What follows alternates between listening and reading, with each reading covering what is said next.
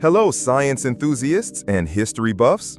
Today, we're unearthing the extraordinary life and revolutionary discoveries of one of the most unjustly overlooked figures in modern physics, Lise Meitner. Her name might not be as famous as Einstein or Curie, but her insight fundamentally changed the world, unlocking the terrifying power and immense promise of the atom. Born in Vienna in 1878 into a progressive Jewish family, Meitner displayed a prodigious talent for mathematics and science from a young age. But in the Austro-Hungarian Empire of the late 19th century, the path for a woman seeking higher education was not just difficult, it was practically non-existent. Public institutions barred women from entry, forcing her to rely on private tutoring to cram 8 years of required preparatory schooling into just 2. Can you imagine the sheer willpower required? She passed her exams and, in 1901, was finally admitted to the University of Vienna, one of only a handful of women to study the physical sciences. There, she found a mentor in the legendary physicist Ludwig Boltzmann, whose passion for theoretical physics ignited her own.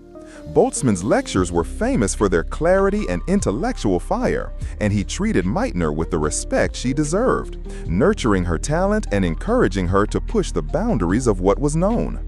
After earning her doctorate in physics in 1906, only the second woman to do so at the university, she knew her journey had just begun. Seeking to work with the best minds in the world, she moved to Berlin in 1907 to attend lectures by Max Planck, the father of quantum theory.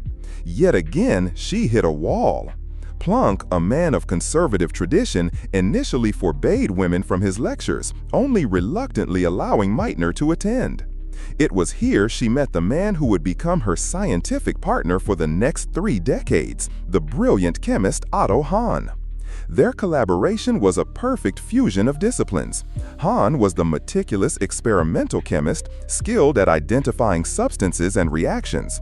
Meitner was the visionary theoretical physicist, able to interpret the bizarre results their experiments often produced. But their partnership was immediately confronted by institutional sexism. The director of the institute, Emil Fischer, had a strict no women policy in his labs. The solution? Meitner was relegated to a small, drafty former wood carpentry shop in the basement with a separate entrance and was forbidden from even entering the main laboratories upstairs where her male colleagues worked. For years, this cramped, under-equipped space was her scientific home. Despite these demeaning conditions, their work flourished. Together, they made significant strides in the new field of radioactivity, discovering the element protactinium in 1917.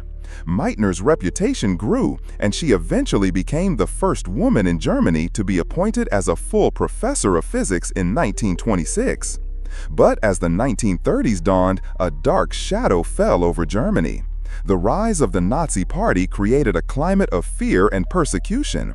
Despite having converted to Protestantism decades earlier, Meitner's Jewish heritage made her a target. For a time, her Austrian citizenship offered a fragile shield, but in March 1938, Germany annexed Austria in the Anschluss.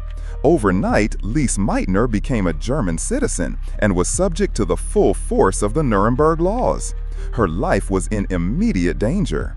In a heart-pounding escape orchestrated by her scientific friends, she was smuggled across the Dutch border with nothing but a few summer clothes and 10 marks in her pocket. She eventually found a tenuous position in Stockholm, isolated, depressed, and separated from her life's work. It was from this lonely exile that she would make her greatest contribution.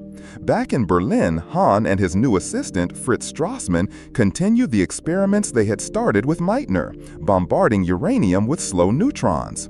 They expected to find elements heavier than uranium, but instead they found something baffling: barium, an element with only half the mass of uranium. It was chemically undeniable, but physically nonsensical. How could this be? Hahn wrote a desperate letter to Meitner, his physicist, describing the results as something that couldn't possibly be real but was stubbornly there.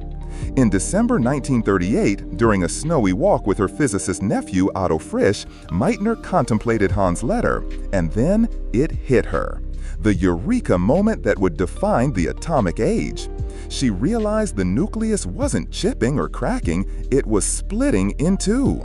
Drawing on the liquid drop model of the nucleus, she envisioned the uranium nucleus becoming unstable and elongating before violently bursting apart into two smaller droplets, barium and krypton. But she went further. She did the math. Using Einstein's iconic equation E=mc², she calculated the staggering amount of energy that would be released in this process, realizing that the slight difference in mass between the original uranium atom and its smaller products was converted into pure energy. She and Frisch had not only explained the phenomenon, they had named it nuclear fission. The atom had been split, and Lise Meitner was the one who understood what it truly meant. Yet, when the 1944 Nobel Prize in Chemistry was awarded for this monumental discovery, it went to Otto Hahn alone. Meitner's foundational theoretical breakthrough was ignored. Her exclusion remains one of the most glaring injustices in the history of science. She was the intellectual architect who provided the framework, the one who saw the physics where others only saw confusing chemistry. She was the mind behind the splitting of the atom.